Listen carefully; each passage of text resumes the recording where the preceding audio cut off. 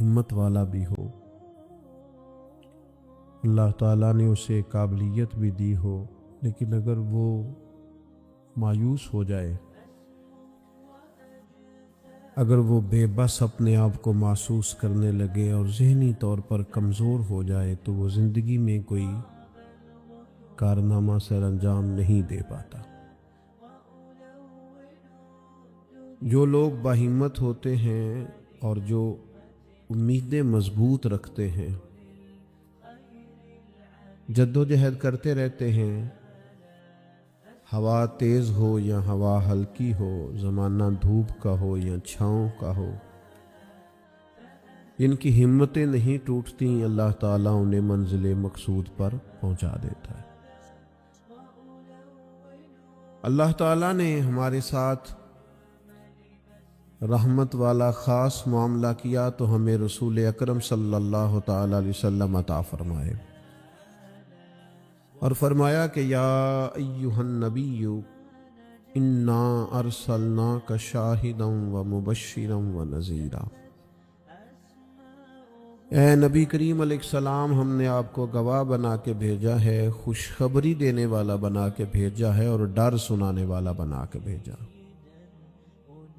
نبی کریم علیہ السلام ہمیں ہمارے گناہوں کی وجہ سے ملنے والی سزاؤں کا ڈر بھی سناتے ہیں، اور حضور ہمیں اللہ تعالیٰ کی رحمت کی خوشخبری بھی سناتے ہیں۔ افراط و تفریط، مبالغہ آرائی کسی معنی میں بھی درست نہیں ہوتی۔ اگر انسان اتنا خوف زدہ ہو جائے، اتنا خوف زدہ ہو جائے کہ وہ سانپ کی جگہ رسیوں سے ڈرنے لگے، تو یہ بھی درست نہیں۔ لیکن وہ اتنا بے باک ہو جائے، اتنا بے باک ہو جائے کہ کوئی احتیاط ہی نہ کرے، تو یہ بھی درست نہیں ہے۔ اسلام امت وسط کی بات کرتا ہے، درمیانہ دین ہے۔ اور ایمان کی تعریف یہ ہے کہ ایمان اللہ کے خوف اور اس کی رحمت کی درمیانی کیفیت کا نام ایمان ہے۔ الایمان بین الخوف والرجاء، خوف اور امید کی جو درمیانی پھر سمجھے نوجوان بات کو، اللہ سے ڈرنا بھی ہے اور اس کی رحمت کی امید بھی رکھنی ہے۔ اس کی جو درمیانی کیفیت ہے نا، اس کا نام ایمان ہے۔ ہمارے ہاں یہ ہوتا ہے کہ دونوں معاملات میں افراط و تفریط ہے۔ کچھ لوگ بالکل بے باک سے ہو جاتے ہیں، وہ بڑی منفرد باتیں کرتے ہیں، ان کے لیے جنت بھی بڑی آسان چیز ہے، بس انہوں نے 4-5 نعرے لگانے، جنت میں پہنچ جانا ہے۔ یا اگر نعت خواں سے ان کی محبت زیادہ اچھی ہے، پھر تو جنت ویسے ہی بڑی آسان ہے۔ اور اگر کسی واعظ خطیب کے ساتھ میری طرح ان کا تعلق اچھا ہے، تو پھر بھی وہ کہے گا جناب بڑی بات ہے، آپ نے چونکہ محفل کرا لی ہے، لہٰذا آپ کے لیے رستے میں آسان کر کے جا رہا ہوں۔ دونوں باتیں ٹھیک نہیں ہیں۔ آپ اچھی طرح اس بات کو سمجھ لیں کہ نبی پاک علیہ السلام نے فرمایا، اللہ تعالیٰ نے جنت کو مشکلات سے ڈھانپ دیا ہے اور دوزخ کو خواہشات سے ڈھانپ دیا ہے۔ نفس کی خواہش کے پیچھے جو لوگ چلتے ہیں، معنی یہ ہے کہ خدا نہ خواستہ دوزخ کی راہ پہ چل رہے ہیں۔ ہمیں بہت ڈرنا چاہیے، اللہ تعالیٰ کا خوف اپنے دل میں رکھنا چاہیے، باریک باریک چیزوں سے بھی ڈرنا چاہیے۔ یہاں تک کہ نبی پاک علیہ السلام نے فرمایا حرام بھی واضح ہے، حلال بھی واضح ہے، اور ایک میں شک ہے کہ حلال ہے کہ حرام ہے، شک ہے۔ کریم فرماتے ہیں تم نے شک والی چیز سے بھی بچنا ہے، تم نے شک والی چیز سے بھی بچنا ہے، اس لیے کہ تمہیں اپنے رب کو ناراض نہیں کرنا۔ تو بالکل بے باک ہو جانا، بڑی بڑی باتیں کرنا اور بڑی لمبے دعوے کرنا، میری نسبت بڑی ہے اور میں، بھئی آپ یہ لمبا دعویٰ نہیں کریں، آپ معتدل سی بات کریں، اللہ کی رحمت کی بات کریں، لیکن لوگوں کو بے باک کرنا عجیب بات ہے نا۔ اللہ کی رحمت کی امید رکھنا اور پھر اللہ کی نافرمانی کرنا، یہ بات ہی ٹھیک نہیں. آپ ابا جی سے کہیں جی مجھے آپ بڑے پیارے لگتے ہیں, مجھے بڑی امید ہے کہ آپ میرے اوپر ہر طرح کی مہربانی کریں گے, مجھے آپ کما کے بھی دیں گے, پیار بھی کریں گے, پر یہ کہ میں نے فرما برداری آپ کی کوئی نہیں کرنی. تو یہ آپ نے ابا جی سے پیار کیا ہے؟ آپ کہیں جناب مجھے امید بڑی ہے, آپ بہت بڑے ہیں, بڑے عظیم ہیں, اور آپ ایک ایک ہماری چیز کا خیال رکھیں گے, پر آپ نے یہ نہیں کہنا کہ ہم آپ کی فرما برداری بھی کریں, تو اس کو نادانی کہا جائے گا. اگر تو اللہ تبارک و تعالیٰ کی رحمت سے امید ہے تو پھر تو اللہ کی فرما برداری بھی زیادہ کرنی چاہیے. تو اس لیے بے خوف نہیں ہونا, بے خوف نہیں ہونا. حضرت عمر فرمایا کرتے تھے کہ اگر قیامت والے دن کسی کا حساب نہ ہوا, ایک بندے کا ہونے لگا, تو مجھے ڈر لگتا ہے وہ میں ہی ہوں گا, لیکن مجھے اپنے رب کی رحمت سے امید اتنی ہے, اگر اعلان ہوا نا وہ فلانا بندہ ہے جو بغیر حساب جائے گا, تو امید ہے وہ بھی میں ہی ہوں گا. یہ درمیانی کیفیت ہے کہ آپ کے دل میں خوف بھی ہو اور اللہ کی رحمت کی امید. نبی پاک علیہ السلام لوگوں کو ڈر سناتے لیکن ساتھ خوشخبری بھی سناتے. دوسرا پہلو ہمارے ملک میں تیزی سے پھیل رہا ہے, اور وہ پہلو یہ ہے کہ مایوسیاں پھیلائی جا رہی, لوگوں کی ہمتیں توڑی جا رہی, کمزور کیا جا رہا ہے. مختلف شعبہ زندگی سے تعلق رکھنے والے لوگوں سے گفتگو کا, ملاقات کا, اٹھنے بیٹھنے کا آپ کو موقع ملے تو آپ محسوس کریں گے ہر آدمی اپنی جگہ پہ اپنے کام سے پریشان ہے. اسے دوسروں کے کام اچھے لگتے ہیں, دوسرے لوگ سکون میں لگتے ہیں, دوسرے لوگوں کو تسلی میں پاتا ہے, اور اپنے آپ کو تکلیف میں محسوس کرتا ہے. کیوں؟ اس لیے کہ مایوسی پھیلائی جاتی ہے. اور ہمارا مزاج بھی کچھ اسی طرح کا ہی ہوتا ہے. ہم سے 99 بندے پیار کرنے والے ہوں تو ان پر ہم توجہ نہیں دیتے, ایک مخالف ہو تو سارا دن اسے ہی سوچتے رہتے ہیں. اللہ کے بندے اسے نکال دے دماغ سے, ایک بندہ ہے تو ان کی طرف توجہ کیوں نہیں کرتا جو 99 تجھ سے محبت کرتے, ان کو چھوڑ دے. ساری زندگی ساس نے کچھ نہیں کہا, ایک لڑائی ہوئی ہے تو 4 باتیں اس نے کی ہیں, تو آپ نے 30 سال کی کوئی بات یاد نہیں رکھی اور 1.5 گھنٹے کی ساری آپ نے لڑائی یاد رکھ لی ہے. مایوسیوں کی طرف توجہ جاتی ہے, مایوسیوں کا مزاج بنتا ہے, مایوسیاں پھیلائی جاتی ہیں. کہا جاتا ہے بچہ پڑھ رہا ہے, اچھا بھلا اچھے نمبر لے رہا ہے, میٹرک میں بھی اس کے بڑے زبردست نمبر آئے, اور ایف اے میں بھی وہ لائق ہے, اور اس کے باقی معاملات بھی ٹھیک ہیں. تو ایک بندے سے ملاقات ہو گئی, اس نے کہا بیٹا کیا پڑھ گئے؟ الحمدللہ میں بڑا اچھا پڑھنا ہوں, شکر ہے اللہ کا. وہ پڑھ کے کیڑا نوکری ملنی ہے پتر, اس ملک کی کیڑا نوکری ملتی. وہ اچھا بھلا پڑھ رہا ہے بیچارہ, اس کو پریشان کریں گے, تکلیف دیں گے. بھئی آپ مہربانی کریں, آپ اسے کہیں پتر تو مہربانی کر, تو پڑھ, اللہ مدد فرمائے گا. بچہ قرآن جی حفظ کر رہا ہے, درس نظامی کر رہا ہے, اس سے لوگ پوچھتے ہیں ہمارے مدارس کے بچوں سے کہ یہ تم پڑھو لکھو گے تو پھر مثلاً کرو گے کیا؟ میں کہ تسی باقی سارے انو کام تے لاؤ, مولویاں نو اسی آپ ہی لا لیں گے. آپ باقی صاحب سے کام کرائے نا, شعبے کے جتنے لوگ ہیں, تو ان کو رہنے دے مدرسے کے بچوں کو, ان کو انشاءاللہ ہم ڈیوٹی پہ لگا لیں گے, ان کے لیے جگہ. ناراض ہو گئے ہو؟ آپ ناراض نہ ہو, اوورال بات کر رہا ہوں. لائق بچہ مدرسے میں پڑھنے والا, بہترین لگتا ہے, اچھا استاذ بنے گا, مفتی بنے گا, یہ لوگوں کی ذہن سازی کرنے والا, لوگوں کے دل میں اچھے اعمال کا جذبہ پیدا کرنے والا مبلغ اور دائی بنے گا. لیکن ایک بندہ آ کے اس کی ہمت توڑ جاتا ہے, کہتا ہے پتر بنے گا کیا؟ تو کمزوری پھیلاتے ہیں ہم. ہمارے ملک کی کسی اور کو کمزوریاں بیان کرنے کی ضرورت نہیں, سب سے زیادہ کوتاہیاں ہم خود بیان کرتے ہیں. مجھے ایک دن ایک دوست آ کے کہنے لگے لوگوں کی علماء کے بارے میں رائے ٹھیک نہیں, تو میں ہنس پڑا. لگے آپ ہنسے ہیں, میں کہ تیرے خیال سے پریشان ہوں گا. چلے لوگوں کی علماء کے بارے میں رائے ٹھیک نہیں ہے, تو پولیس والوں کے بارے میں رائے ٹھیک ہے؟ جلدی بتائیں. سوئی گیس کے محکمے والوں کے بارے میں, ریلوے والوں کے بارے میں, وابڈا والوں کے بارے میں, سیاستدانوں کے بارے میں. بچہ ٹھیک آندا نہ ہی پوچھو, تسی پوچھنے والی گل ہی نہیں. تو یہ سب کے بارے میں ہمارا یہی حال ہے. ہم صرف اور صرف کمیاں بیان کرنے کے حق میں مایوسیاں پھیلاتے ہیں, کمزوریاں بیان کرتے ہیں. ہمیں اللہ نے وہ محبوب دیے ہیں جنہوں نے ہر بندے کو خوشخبری ہی عطا فرمائی ہے. نبی پاک علیہ الصلوۃ والسلام اس طرح کی ذہن سازی کرتے, اس طرح کا شوق پیدا کرتے, اس طرح کی طلب پیدا کرتے, اس طرح کا رنگ انسان کے دل میں موجزن کرتے کہ جینے کا نہیں مرنے کا بھی مزہ آنے لگتا.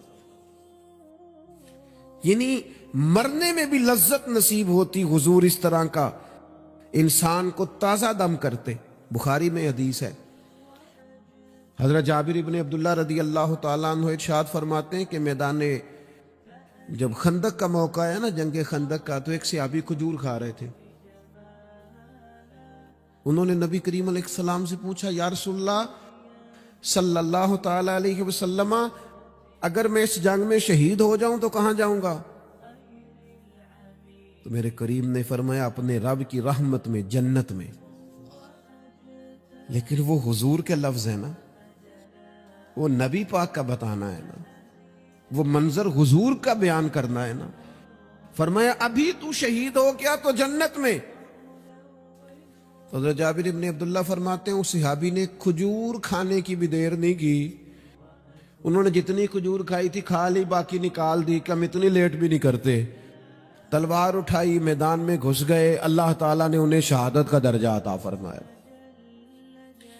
آپ اپنے بچوں کو, آپ نہیں ویسے کرتے ہوں گے, اوورال بات کرتا ہوں, وہ بچے سے غلطی ہو گئی, ہمارے بچے سے, ہمارا اپنا بیٹا ہے, نہیں گیا وہ ایک دن اسکول, اس کا ذہن بنائے کہ پڑھے.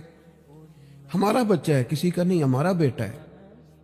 تو ہمارے پنجاب میں کیا اس کا علاج کرتے ہیں, کہتے تسی نہیں پڑھ سکتے, ساڑھے منڈے پڑھ جانے کتے لکھے ہے, تسا نہیں پڑھنا, تسی انجے دیو. سوال, بھئی آپ کس کو کہہ رہے ہیں بھلا؟ اپنے بیٹے کو. آپ کی ذمہ داری شوق پیدا کرنا ہے. آپ اسے کہہ رہے ہیں تمہارا کچھ نہیں ہو سکتا, تم آگے جا ہی نہیں سکتے, تم نکل جاؤ گے تو باقی. او بھئی آپ کیا کرتے ہیں؟ آپ تازگی پیدا کریں طبیعتوں میں. نبی پاک علیہ السلام تازگی. حضرت سیدنا عبداللہ ابن عباس نے حضور کے لیے پانی رکھا وضو کا. میرا دل کرتا ہے میں اپنے کریم کے لیے پانی رکھوں. سیدنا بلال سے اجازت لے کے رکھا. یہ شوق بھی بڑے کمال ہیں, کسی کو لگ جائیں تو. پانی رکھا وضو کا. اللہ کے حبیب علیہ السلام نے فرمایا پانی کس نے رکھا ہے؟ جناب عبداللہ ابن عباس نے. تو حضور نے ہاتھ اٹھائے, کہا اللہ اسے دین کی سمجھ عطا فرما.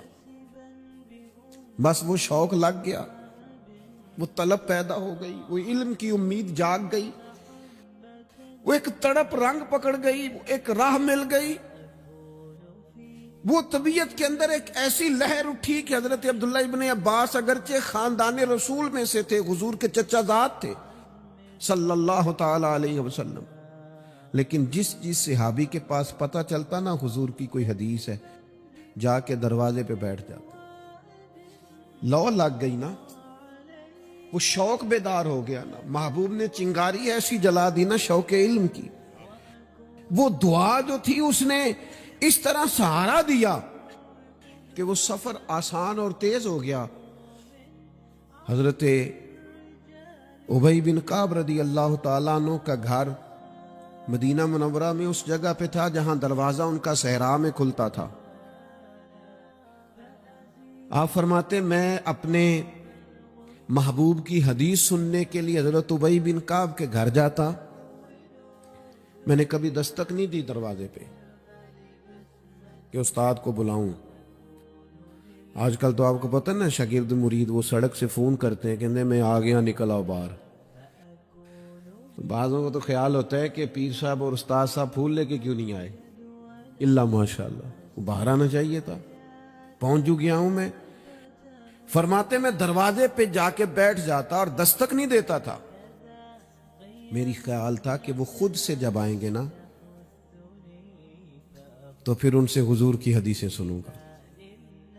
کبھی کبھی یوں بھی ہوتا کہ جب ٹھنڈی ہوائیں مدینہ چوم کے گزرتی تو میں صحرا میں ان کے دروازے پہ بیٹھا ہوتا تو وہ ریت اڑتی تو میرے بالوں میں پڑ جاتی، اور کئی دفعہ میں وہیں پہ بستر بچھا کے چادر بچھا کے سو جاتا، وہ باہر آتے اور آ کے فرماتے ہیں رسول پاک کے پیارے چچا کے پیارے بیٹے، آپ کبھی دروازے پہ دستک دیتے تو میں خوش ہو کے باہر آتا، اور سعادت مندی سمجھ کر آپ کو میں محبوب کی احادیث پڑھاتا اور آپ سماع کرتے، لیکن آپ تو فرماتے بس ہمیں یہی سکھایا گیا ہے کہ ہم نے جس سے سیکھنا ہے اس کا یوں ہی احترام کرنا ہے۔ میرے عزیز، آپ شوق پیدا کریں، آپ لوگوں کو مایوس نہ کریں۔ لوگوں کے ذہنوں کے اندر آپ صرف وہی چیزیں ڈھونڈ ڈھونڈ کے لاتے ہیں۔ آپ غیبت سے اتنا کیوں منع کیا گیا اسلام میں؟ نبی پاک نے فرمایا غیبت کرنے والا جنت میں نہیں جائے گا۔ نہ سخت منع، یہ بھی ایک طرح سے مایوسی پھیلاتی ہے غیبت میں۔ آپ یہ کیوں نہیں آ کے بتاتے کہ فلانا آپ کی تعریف کر رہا تھا؟ یہ کیوں نہیں بتاتے فلاں تائید کر رہا تھا؟ یہ کیوں نہیں بتاتے فلاں دعا کر رہا تھا؟ جب بھی کوئی بندہ آ کے خبر دیتا ہے وہ یہی خبر دیتا ہے، وہ جی وہ پتہ ہے فلانے تھا بندہ کھڑا سی تواڈے بارے گل کر رہے ہیں۔ تو ایسے بندے سے آپ کہا کریں کہ بھائی کوئی اور بھی کام کر، یہ کوئی کام ہے، یہ کوئی روایت ہے آگے بیان کرنے والی، چھوڑ کر دی بات تو پھر کیا ہو؟ مایوسیاں پھیلاتے ہو، علاقے میں ایک دوسرے کے خلاف آگ بھڑکاتے ہو، لوگوں کو ایک دوسرے کے عداوت اور بغض پر ابھارتے ہو، کچی باتیں کر بھی دی کسی نے بات تو پھر کیا ہو گیا؟ ہم کو نبی ہیں معاذ اللہ کہ ہمیں بات نہیں ہو سکتی، ہو گئی کوئی حرج نہیں۔ لیکن مایوسیاں پھیلانا، تکلیفیں دینا، لوگوں کے ذہنوں کو ایک دوسرے سے دور کرنا، اور اس طرح کا ماحول بنانا کہ جس میں بس لوگ پیچھے پیچھے، آپ دیکھ لیں حالات کیا ہو گئے ہیں۔ رشتہ دار گرم جوشی سے ملتے ہیں ایک دوسرے کے ساتھ، پڑوسی ملتے ہیں، دوست ملتے ہیں، تعلیم و تعلم میں وہ گرم جوشی رہی ہے، محافل میں دینی کاموں میں ہمارے وہ جذبات رہے ہیں؟ ہمارا کیا ذہن بنا دیا گیا ہے؟ ہم کس نہج پہ پہنچ گئے؟ کیوں کہ ہمارا شوق ہی مایوسی پھیلانا ہے، ہمارا مزاج ہی لوگوں کو دور کرنا ہے، ہماری طبیعت اس طرح کی بنا دی گئی ہے کہ بس کچھ نہیں۔ یہاں تو بے ہنگم لوگوں کا گویا معاشرہ ہے، ایسے لگتا ہے جیسے لوگ ایک دوسرے کو مارنے، کھانے اور نوچنے کو تیار ہیں۔ ایسا بھائی کچھ نہیں ہے۔ جن کو تم بڑا گیا گزرا کہہ رہے ہو اور جن کے بارے میں تمہاری رائے بڑی کچی اور کمزور ہے، یہ وہ امت ہے جسے رب کہتا ہے کن تم خیر امت، تم بہترین امت ہو، بہترین۔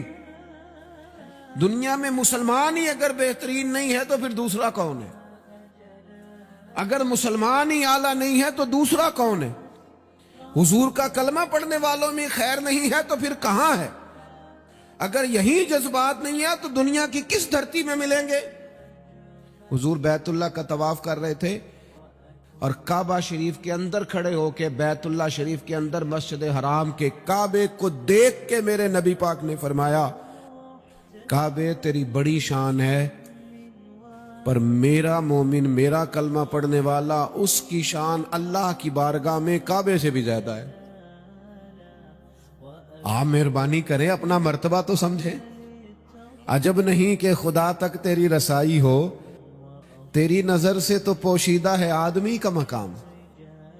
آپ اپنے منصب کو سمجھیں، آپ اس پر غور کریں۔ وہ مجھے بڑی اچھی طرح یاد ہے، ہمارے ایک استاد کو کسی نے مشورہ دیا تھا کہ آپ ممبر بن جائیں۔ یہ اس وقت ممبر ہوتے تھے، کیا کہتے تھے، چھوٹے ممبر، اس کا نام لے پتہ نہیں، بی ٹی ممبر کہتے تھے، کیا کہتے تھے، بی ٹی ممبر ہوتا تھے۔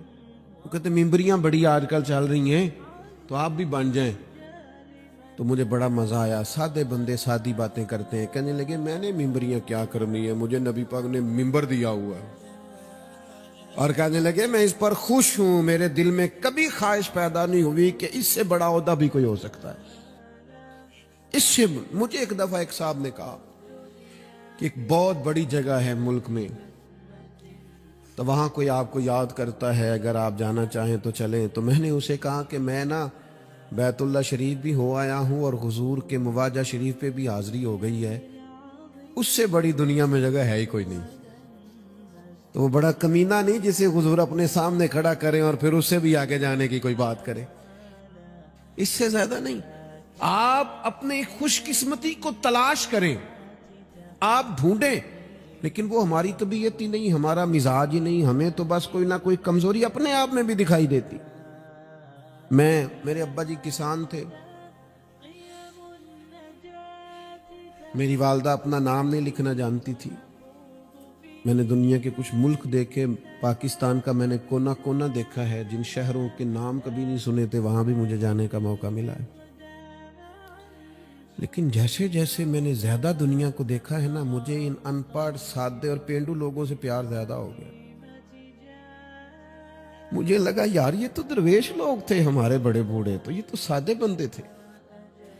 تو کوئی ان کی شرارت سازش ہی نہیں تھی، کوئی کھاتا ہی نہیں تھا، سیدھی سادی باتیں.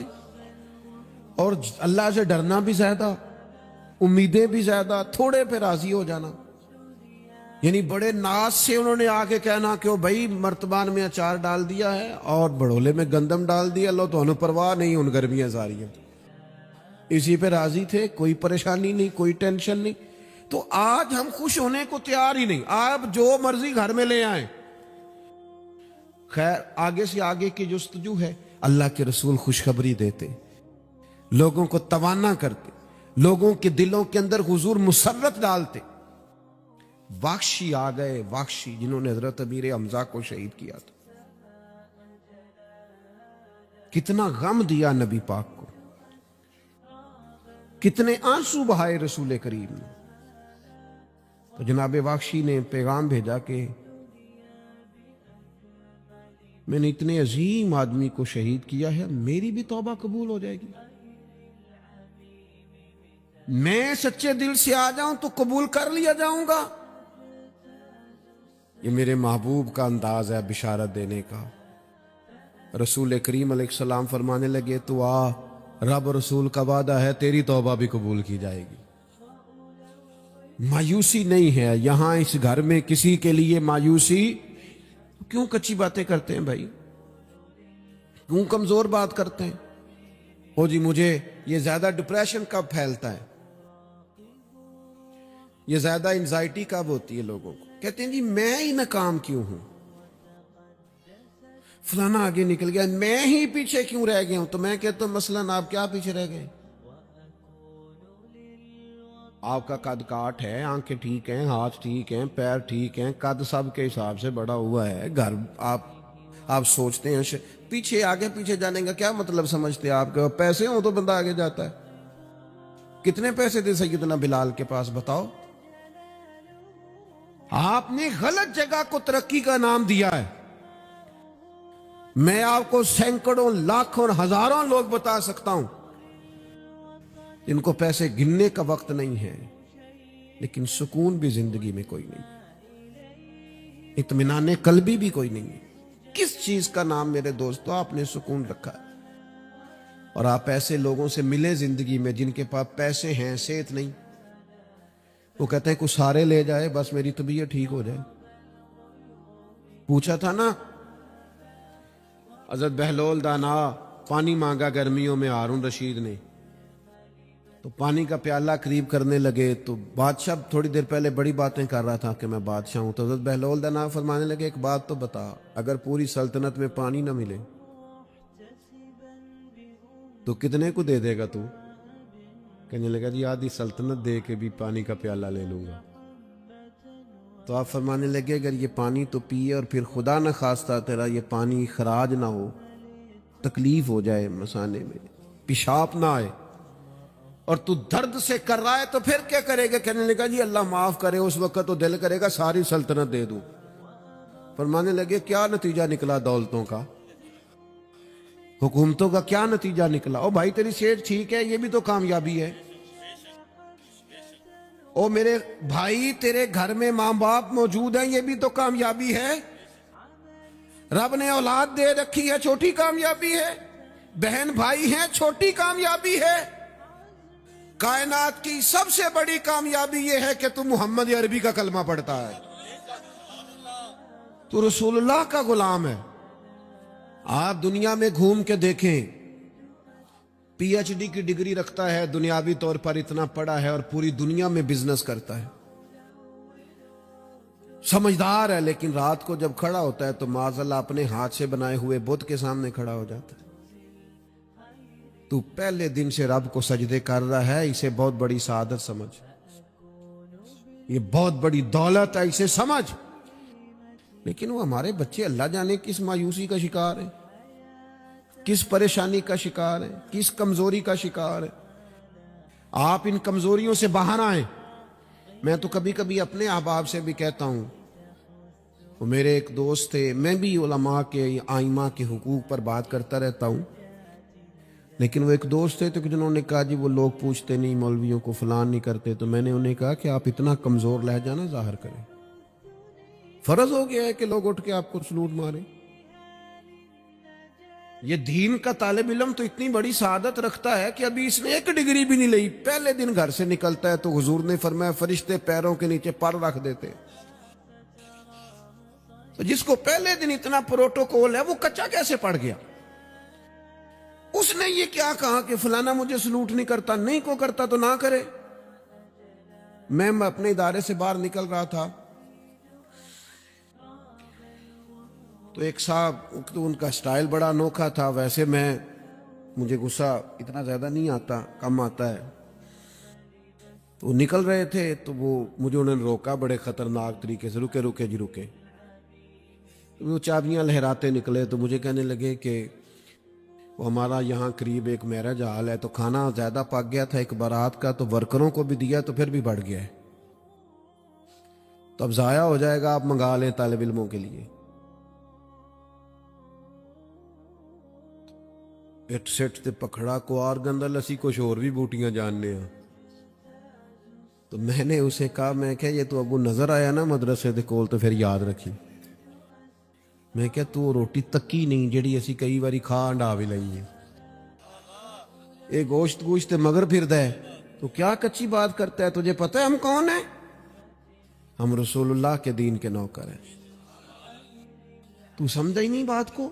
تو ان بچوں کو کیا سمجھتا ہے؟